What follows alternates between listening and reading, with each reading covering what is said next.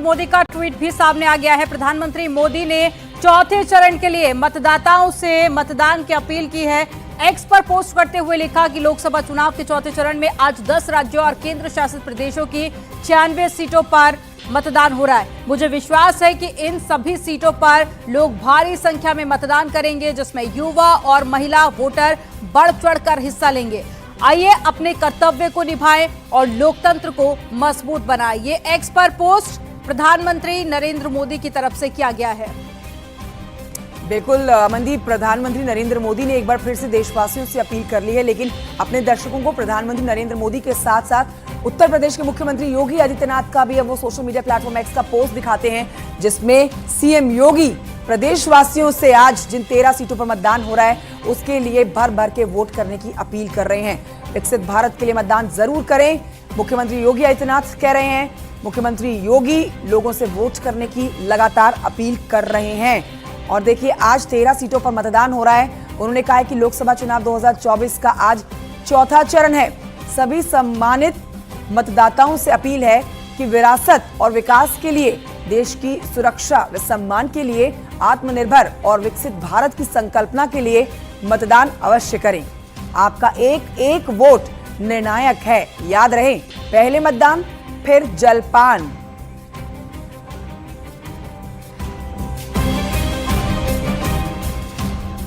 और साथ ही केंद्रीय गृह मंत्री अमित शाह ने भी चौथे चरण के मतदाताओं से वोट डालने की अपील की है। अमित शाह ने एक्स पर पोस्ट करते हुए लिखा कि देश भर के मेरे प्रिय बहनों एवं भाइयों, आज लोकसभा के चौथे चरण का मतदान हो रहा है। चौथे चरण के सभी मतदाताओं से आग्रह करता हूं कि लोकतंत्र के इस महोत्सव में भागीदार बनकर समाज के हर वर्ग को सशक्त करने के साथ ही राष्ट्र की समृद्धि और सामर्थ्य को नई मजबूती प्रदान करने वाली सरकार के लिए भारी संख्या में मतदान करें। आपको पहले हमने प्रधानमंत्री का ट्वीट दिखाया, उसके बाद में मुख्यमंत्री योगी आदित्यनाथ और अब आपकी टेलीविजन स्क्रीन पर अमित शाह का पोस्ट, जहां वो लोगों से अपील करते हुए नजर आ रहे हैं।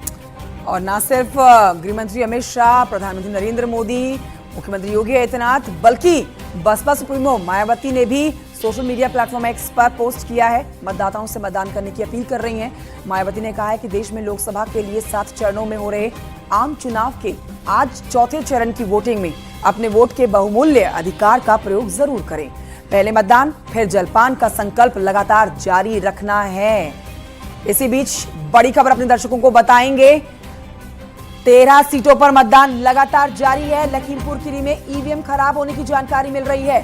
बड़ी जानकारी आपको दे रहे हैं। मैलानी के बूथ नंबर 6 की संख्या पर ईवीएम खराब होने की जानकारी मिल रही है। ईवीएम खराब होने से मतदान यहां पर रुका हुआ है।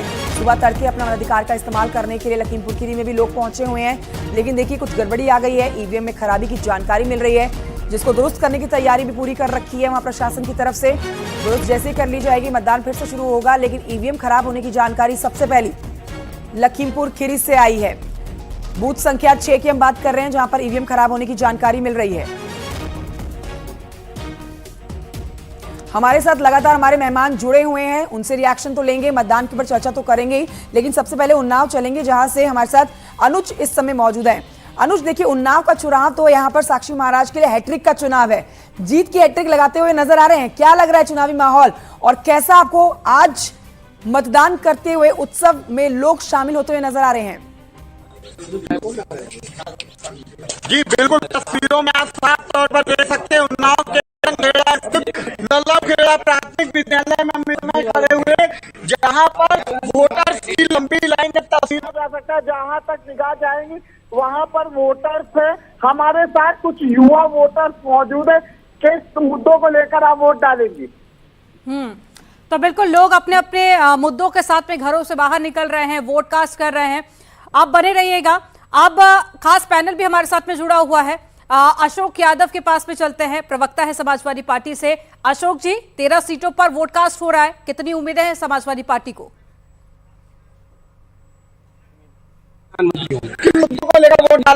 केजरीवाल जेल में जाने के बाद वोट आ गए। मोदी ने काम करना बंद कर दिया है। मोदी हमारे प्रधानमंत्री, मोदी प्रधानमंत्री रहेंगे, योगी मुख्यमंत्री। किन मुद्दों पे चुनाव हो रहा है? चुनाव सबका साथ, सबका विकास, सबका विश्वास, सबका प्रयास। तो सबसे बड़ा मुद्दा है राष्ट्रवाद। इस देश के लिए चुनाव हो रहा है और आशीर्वाद हमें रामलला का जो 500 साल का झगड़ा खत्म हुआ है, सारे देश में एक ही गाना चल रहा है, हम लाएंगे इस मुद्दे पर। मुद्दा लोग, विपक्ष के लोग हमें दे देते हैं, हम मुद्दे बनाते नहीं। जिन लोगों ने राम भक्तों की छातियों को गोलियों से छलनी किया था, जिन्होंने कहा था अयोध्या में परिंदा पर नहीं मार सकता, जिन्होंने ये कहा था और भी आवश्यकता होती तो हम राम भक्तों को मारते, उन्हीं का आदमी, उसी पार्टी का व्यक्ति आज ये कहता है कि राम मंदिर बेकार है। अगर हिम्मत है, माँ का दूध पिया है, तो मस्जिद को बेकार कह के देखो, चर्च को बेकार कह के देखो। अब बहुत संख्यक हिंदुओं का अपमान कर रहे हैं और इस चुनाव में इसका सटीक जवाब हिंदुस्तान की लगातार भाजपा पर हमला कर रहे हैं।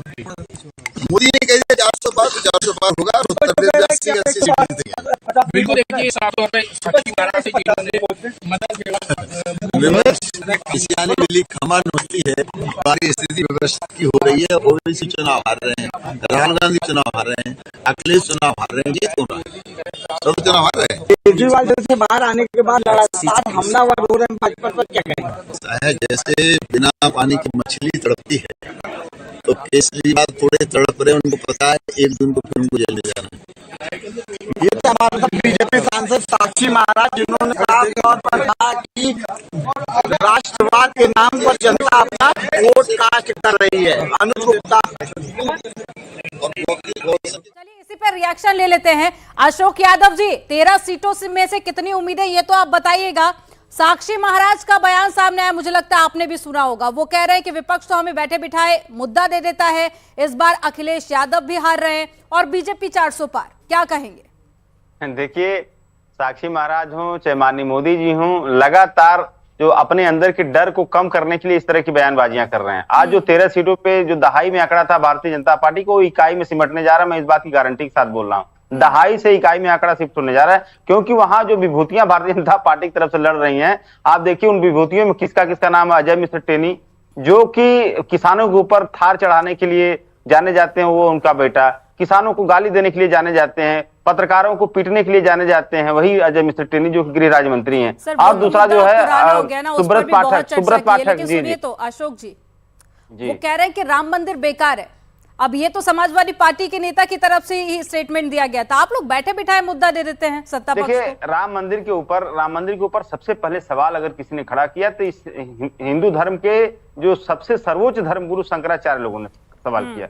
हमारे विपक्ष के लोगों ने सवाल नहीं खड़े किए हैं। वो जो सवाल शंकराचार्य जी ने खड़ा किया था, तमाम सवाल खड़े किए थे, उसमें से एक सवाल की बात आप कर रही हैं। वो सवाल उन्होंने शंकराचार्य भी तो उठाए थे, ये विधि सम्मत नहीं है, ये धर्म सम्मत नहीं है, तो आप इस बात को क्यों इग्नोर कर रही हैं? दूसरी बात जो साक्षी महाराज जी कर रहे हैं, हिंदू जाग गया, ये देखिए इनके बहुत पुराना मामला। देखिए, डार्विन ने कहा था कि समय के साथ साथ जो बदलता नहीं अपने आप को, खत्म हो जाता है। चलिए, आप राजनीतिक पार्टियों को छोड़ दीजिए, लेकिन राम मंदिर एक ऐसा मुद्दा है जहां पर लोगों की आस्था जरूर आहत होती है। आप मेरी ये बात तो मानते होंगे।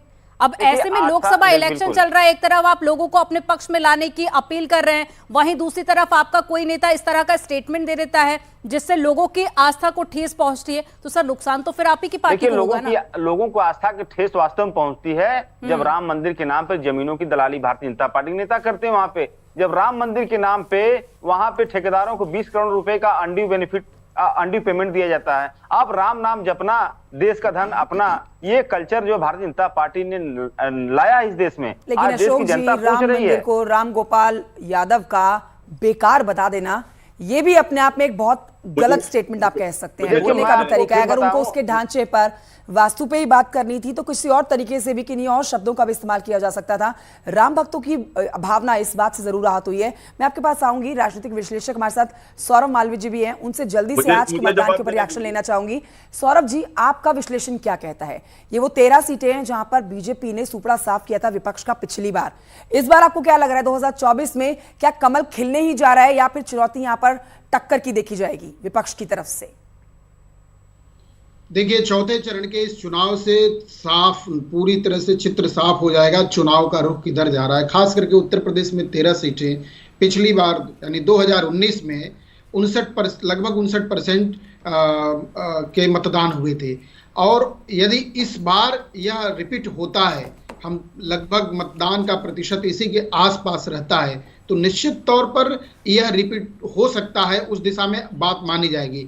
यदि ये रिपीट नहीं होता है तो खास करके उन लोगों के लिए, यानी कन्नौज एक ऐसी सीट है, आप अजय सिंह टेनी जी की जो सीट है, साक्षी महाराज की जो सीट है, जो जीते हुए लोग हैं, हैट्रिक की तरफ बढ़ रहे हैं, इन सभी के सामने एक बड़ी कठोर चुनौती दिख रही है। दूसरी बात जो सबसे महत्वपूर्ण है, यह विपक्ष के लिए करो और मरो की स्थिति है। लगातार 2014 के बाद, फिर 2019 के बाद, फिर 2024 में यदि बाहर होते हैं तो इनके लिए ये बहुत कठिन दौर हो जाएगा और भाजपा के लिए उस पर हैट्रिक कर इस पाना बात से मुझे लालू प्रसाद यादव की वो स्टेटमेंट याद आ गई जिन्होंने कहा कि ये चुनाव 2024 का जो चुनाव है, ये चुनाव जो है ये मरने का नहीं बल्कि जागने का चुनाव है, मतदान करना होगा। लेकिन सर जो वोट परसेंट गिर रहा है उससे क्या लग रहा है आपको कि मतदान वाकई में पिछले बार जैसा प्रदर्शन दिखा पाएगा पक्ष सरकार के लिए बीजेपी की तरफ से? पर ये तो अभी 4-6 बजे तक का समय है और इतनी जल्दी इसका आकलन करना जरा वो है, लेकिन पीछे के जो 3 के हुए हैं वो मत प्रतिशत चिंताजनक है। ऐसे में न्यूज 18 लगातार, सारे एनजीओ, सारी सरकारी संस्थाएं अपील कर रही हैं कि अच्छे राष्ट्र के लिए, बिल्कुल सर, न्यूज 18 तो यही अपील कर रहा है और साथ ही शाम तक तस्वीर कुछ हद तक स्पष्ट होती हुई नजर आएगी। उमेश के पास में चलते हैं। उमेश, बताइए क्या हलचल आपके आसपास? जी देखिए, लोकतंत्र के महापर्व को सेलिब्रेट किया जा रहा है और लंबी लंबी कतारें देखने को मिल रही हैं। लखीमपुर खीरी क्षेत्र में जबरदस्त उत्साह लोगों के बीच देखने को मिल रहा है। भारतीय जनता पार्टी की तरफ से यहां केंद्रीय गृह राज्य मंत्री अजय मिश्र टेनी उम्मीदवार हैं, समाजवादी पार्टी की तरफ से यहां उत्कर्ष वर्मा उम्मीदवार हैं और बहुजन समाज पार्टी की तरफ से यहां कालरा उम्मीदवार हैं। इन तस्वीरों को देखिए और इस राजनीतिक तापमान को महसूस कीजिए। इस वक्त हम निघासन में मौजूद हैं। ये लंबी लंबी कतारें बताने के लिए काफी है कि किस तरह से लोगों में जोश है, उत्साह है और लखीमपुर खीरी के मौसम का मिजाज भी आज बदला हुआ है। रिमझिम फुहारे भी यहां पड़ रही हैं, बावजूद इसके यहां पर लोग कतारबद्ध हैं और अपनी बारी का इंतजार कर रहे हैं। हम सीधा कुछ लोगों से बात करते हैं और जानते हैं कि किन मुद्दों के आधार पर वो अपना वोट कास्ट करने के लिए जा रहे हैं, अपने मताधिकार का प्रयोग करने के लिए जा रहे हैं। मिस्टर टेनी भी यहीं पर अपना वोट कास्ट करेंगे, इसी पोलिंग सेंटर पर आएंगे। क्या कहेंगे आप? यहां मतदान करने के लिए लंबी कतार में लगे हुए हैं, क्या मुद्दे हैं? क्या विकास सबसे बड़ा मुद्दा है? सबसे बड़ा मुद्दा इस बार के चुनाव में क्या है? विकास का है। हाँ, विकास का मुद्दा सबसे बड़ा मुद्दा है, डेवलपमेंट होना चाहिए। और अजय मिश्र टेनी भारतीय जनता पार्टी की तरफ से उम्मीदवार हैं। कैसी फाइट यहां पर आप देख रहे हैं, कैसी लड़ाई है? ठीक है। क्या कहेंगे आप, कैसा मुकाबला चल रहा है? बहुत अच्छा चल रहा है।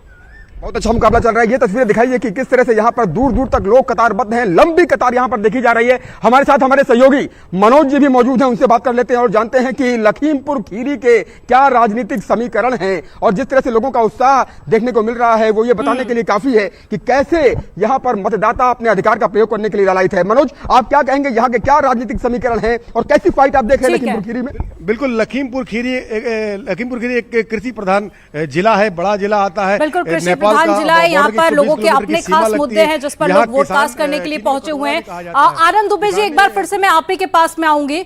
कन्नौज सीट भारतीय जनता पार्टी के लिए कितनी बड़ी चुनौती आप देख रहे हैं? क्योंकि एक जो लंबा कार्यकाल रहा है, समाजवादी पार्टी की ये सीट रही है, सपा का इसे गढ़ कहा जाता है। अब अखिलेश यादव इस सीट से चुनाव लड़ रहे हैं। नहीं, देखिए, डिंपल भी चुनाव हारी हैं और अखिलेश भी चुनाव वही साल तो हार हुई ना सपा की। वही मैं बता रहा हूँ, ऐसा नहीं है। उत्तर प्रदेश में जिन सीटों को किला और गढ़ कहा जाता था उनको भारतीय जनता पार्टी ने जीतने का काम किया। कहा जाता था रामपुर आजम का किला है, वो गिर गया, और आजमगढ़ को कहा जाता था सपा का गढ़ है, वो गिर गया। न आजम का किला बचा, न सपा का गढ़ बचा। अमेठी कहा जाता था कि राहुल गांधी जी की विरासत है, छोड़ के भाग गए अमेठी। हिम्मत नहीं जुटा पाए स्मृति जी के खिलाफ चुनाव लड़ने की, तो माता जी को रिटायर करके और वहां से चुनाव लड़ रहे हैं। तो किले और गढ़ की जो भी धारणाएं थी उत्तर प्रदेश में, उसको भाजपा ने तोड़ने का काम किया है। आदरणीय प्रधानमंत्री नरेंद्र मोदी जी के नेतृत्व में, माननीय योगी आदित्यनाथ अशोक जी से भी जल्दी से इसके ऊपर एक रिएक्शन लेते हैं। अशोक जी, क्या लग रहा है आपको कन्नौज में सुब्रत पाठक वर्सेस अखिलेश यादव, क्या कहती है ये लड़ाई, किसके खाते में जाने वाली है सीट? आप इस पर जवाब जरूर दीजिएगा, लेकिन एक बड़ी जानकारी अपने दर्शकों को दे देते हैं। बहराइच से बड़ी खबर आ रही है, ईवीएम खराब हुई है बहराइच में। बूथ संख्या 213 की हम बात कर रहे हैं, जहां पर ईवीएम खराबी की जानकारी मिल रही है। ईवीएम खराब होने से मतदान यहां पर भी रुका हुआ है। तो ये दूसरी खबर अमनदीप आ रही है आज की, जहां पर ईवीएम खराबी की जानकारी मिल रही है। महाराज जी किन मुद्दों को लेकर आपकी चुनाव हुआ है? चुनाव तो सबका साथ, सबका विकास, सबका विश्वास, सबका प्रयास, इस महामंत्र के साथ। और जो राष्ट्र पहले है, राष्ट्र का मोदी जी ने सारे विश्व जो सम्मान बढ़ाया है उसको जनता बहुत सम्मान से देख रही है। 500 साल का झगड़ा जो अयोध्या में समाप्त किया है, तो एक ही गाना चल रहा है जो राम बोला है कि एक तरफ चरण का रंग आज चल रहा है और लगातार देखा जाए केजरीवाल जैसे पेड़ पर बाहर आए, उन्होंने बोला है कि अब प्रधानमंत्री अमित शाह होंगे, योगी यूपी के मुख्यमंत्री नहीं रहेंगे। केजरीवाल की बुद्धि कुछ विकृत हो गई है, तो खिसियानी बिल्ली खम्मा नोचती है, उसी प्रकार की हरकतें कर रहे हैं। उनको एक दिन को भी जेल में जाना है। दो लड़कों की जोड़ी एक बार फिर से साथ है, लड़के अपना काम कर रहे हैं। ये तो हमारे साथ उन्नाव के बीजेपी सांसद साक्षी महाराज, जिन्होंने साफ तौर पर कहा जो यूपी के लड़के वो आपस में लड़ेंगे। वही केजरीवाल को कहा कि 1 जून को वापस केजरीवाल जेल के अंदर चले जाएंगे। जी तो बड़ी खबर एक और आपको बता देते हैं, हरदोई में भी ईवीएम खराबी की जानकारी मिल रही है। अमनदीप देखिए, आज लगातार ऐसी खबरें आ रही हैं कि ईवीएम खराबी आ रही है, लेकिन ये भी जानकारी दे देते हैं कि दुरुस्त भी कर लिया जा रहा है, परेशानियों को जल्दी से जल्दी सुलझा भी लिया जा रहा है। हरदोई से बड़ी खबर, जहां पर ईवीएम में खराबी हुई है और मतदान यहां पर जो रुका हुआ था ईवीएम में खराबी के बाद बूथ संख्या 272 में वो मतदान अब शुरू अभी तक नहीं हो पाया है। तो बूथ नंबर 272 पर ईवीएम खराब हो गई है और साथ ही आपको बता दें कि जहां जहां ईवीएम खराब हो रही है उसे ठीक भी किया जा रहा है और मतदान एक बार फिर से दोबारा से शुरू भी हो गया। एक बार फिर से आनंद दुबे जी के पास में चलते हैं। आनंद जी, आप कुछ कहना चाह रहे थे, अपनी बात पूरी कीजिएगा। और साथ ही साक्षी महाराज का जिस तरह से रिएक्शन सामने आया है उसको लेकर क्या कहेंगे आप? नहीं, मैं साक्षी महाराज ने तो जो कहना था कहा, मैं अशोक यादव जी को जवाब देना चाहता हूँ। इन्होंने एक सबसे बड़ा झूठ पहले तो ये बोला शंकराचार्य पर, सभी शंकराचार्यों ने चिट्ठी लिखकर आदरणीय प्रधानमंत्री मोदी जी को आशीर्वाद दिया, राम मंदिर के इस कार्यक्रम को सफल बनाने के लिए आशीर्वाद दिया और वो पूरी तरह से साथ बात है। पहले नाराजगी ही थी, चिट्ठी तब दी गई जब वहां पर कार्यक्रम 22 तारीख को प्राण प्रतिष्ठा का होना था। सुन लीजिए, इसके अलावा वो लोग जो आज जो कहते थे कि हम पूजा नहीं करते हैं, वो अब मुहूर्त बताने लगे। जो लोग मंदिर नहीं गए वो आज उसके वास्तु पर सवाल उठाने लगे हैं। आज वो कह रहे हैं कि इसका वास्तु खराब है, ये बेकार मंदिर है। कोई कह रहा है इस मंदिर का हम शुद्धिकरण कराएंगे। जिन लोगों ने राम भक्तों पर गोलियां चलवाई, साधु सन्यासियों पर गोलियां चलवाई, जिस सपा के शासनकाल में शंकराचार्य पर लाठियां चलवाई गई, आज वो शंकराचार्य की दुहाई दे रहे हैं, आज वो साधु सन्यासियों की दुहाई दे रहे हैं। सत्यता ये है कि राम मंदिर इन्हें पहले भी अच्छा नहीं लग रहा था, अब भी अच्छा नहीं लग रहा है। इन्होंने राह में रोड़े लटकाने का काम किया, इन्होंने गोलियां चलवाने का काम किया। जिन कपिल सिब्बल ने राम मंदिर के खिलाफ केस लड़ा, उसको समाजवादी पार्टी ने राज्यसभा भेजने का काम किया। आप अपनी बात पूरी करिएगा सर। एक बहुत जरूरी जानकारी अपने दर्शकों को देनी है। लखीमपुर खीरी से बड़ी खबर आ रही है, जहां पर तेज बारिश की वजह से जो है मतदान प्रभावित होता हुआ नजर आ रहा है। बारिश की वजह से मतदान यहां पर प्रभावित हो रहा है। बूथ पर पहुंचने में वोटर्स को दिक्कत हो रही है। शाहजहांपुर में भी लगातार बारिश हो रही है और ये तस्वीरें भी आपको दिखा रहे हैं। पोलिंग बूथ की तस्वीरें आप देख रहे हैं। तेज बारिश, तूफान, जिससे पोलिंग बूथ पर लोग पहुंच नहीं पा रहे हैं, तो मतदान हो नहीं पा रहा है ठीक ढंग से।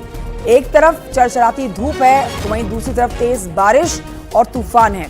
दोनों ही तरफ आप कहिए कि मतदान जो है प्रभावित होता हुआ नजर आ रहा है। ये तस्वीरें आपके सामने जो हम दिखा रहे हैं, ये सीधी तस्वीरें आपको दिखा रहे हैं हम लखीमपुर खीरी से, जहां पर मतदान जो है वो प्रभावित होता हुआ नजर आ रहा है तेज तूफान बारिश की वजह से। और कानपुर देहात में ईवीएम खराब हो गई है। कल्याणपुर के बूथ नंबर 190 की ईवीएम खराब हो गई है। ईवीएम खराब होने से मतदान रुक गया है।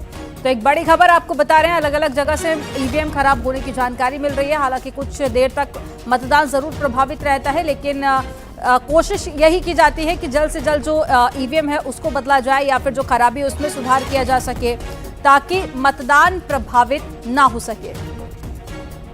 बिल्कुल। और देखिए, मतदान में अगर कहीं पोलिंग बूथ में किसी ईवीएम में दिक्कत भी आ रही है मंदी, तो उसको ठीक भी कर लिया जा रहा है।